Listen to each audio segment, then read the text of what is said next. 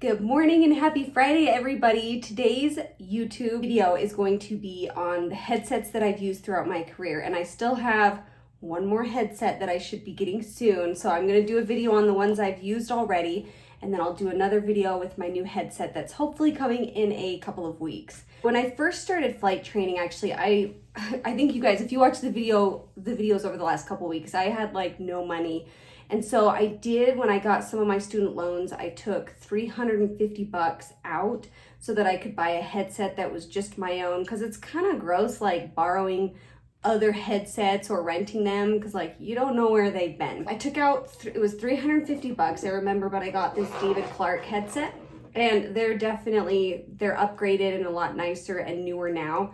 But these were super nice. So I used this the whole time I was going through my flight training. I got little like socks that you can put over top of the cushions so that like when I sweat, I wasn't like dripping sweat. So those were really nice. And this is a David Clark headset. I don't know the model number, but you can get on their website, I'm sure, and see what they've got now. But it is super nice because it's very cushy on the ears. It's really comfortable on the top of your head as well.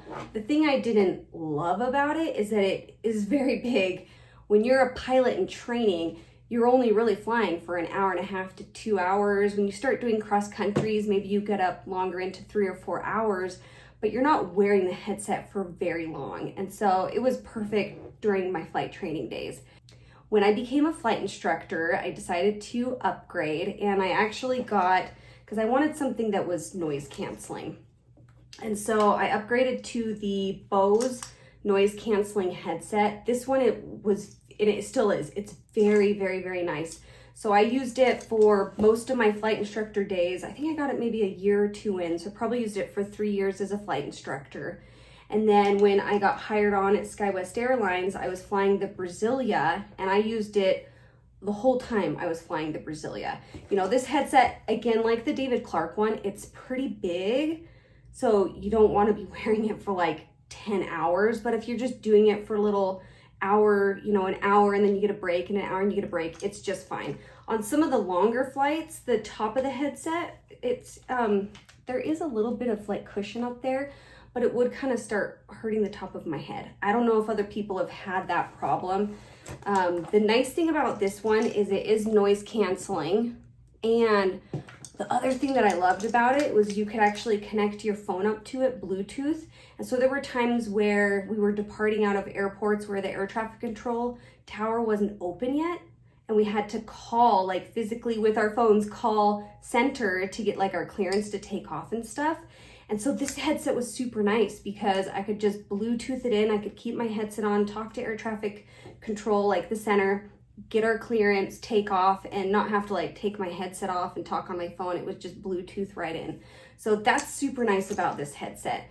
One thing I did notice, if you don't actually turn it off after using, it would just drain my batteries. And so I always made sure that I turned it off when I was done with the flight. Even if I was going to be going back up in 20 minutes, turn it off, and then I would turn it back on when I would start the new flight for the noise canceling. But the noise canceling was super nice.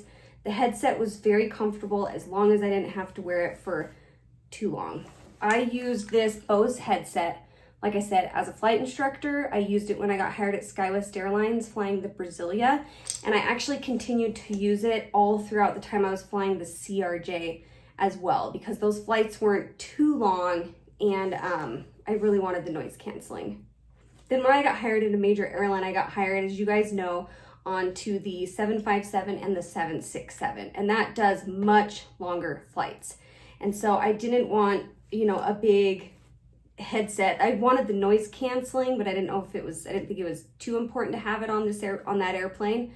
But I wanted something smaller, because typically on that fleet, you wear the headset for takeoff and landing, and a lot of times you just take off the headset and then you're just using the speakers and the handheld microphone on those flights, especially when you're going international. You're not going to wear a headset for 12 hours.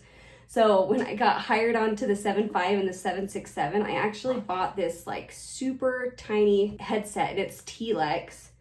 It kind of reminds me, granted, probably a lot of you, this is gonna age me, but you know, like the headphones they used to have like in the early 90s with your little Discman or your Walkman or whatever, it kind of is like that.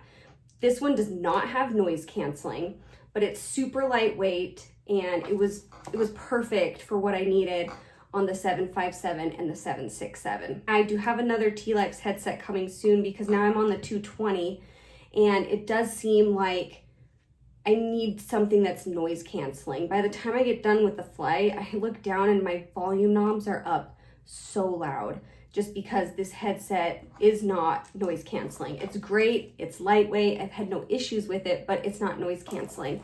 So I do have a TLX noise canceling headset coming in the mail, hopefully soon. So when I get that, I'll do a video on it and tell you guys, you know, if I like it. The nice thing when you're ordering from TLX as well is you can get the hookups. This is, you know, the traditional, the 2 hookups that I used in all of the general aviation airplanes. I've used it in every airplane up until this point. Airbus uses a different connection, and I'll show you when I get the headset. The nice thing about the 220 is it actually has both hookups, so you can have any headset and fly the 220. I chose to get the headset with the other hookups in it because probably the rest of my career I'll probably just be flying Airbus airplanes. I don't know if I really want to go over to the 737 because that thing's kind of old. Probably stay on the 220, go to the 320, 330, 350, you know, down that route. But anyway, so that's my headset. So I started out with the David Clark. I really like that one. It is big and bulky. Then I upgraded to the Bose, which it's very pricey, but it's noise canceling. You can Bluetooth in so that you can contact, you know, air traffic control centers with your cell phone, with your headset. Super nice.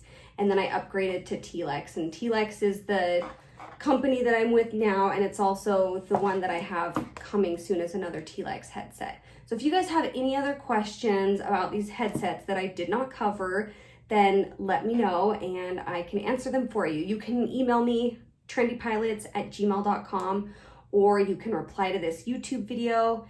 If you're one that has found me on Instagram, just DM me. But ask away, make sure you ask the questions, because if you don't ask the question, you're never gonna get an answer. Until next time, happy flying.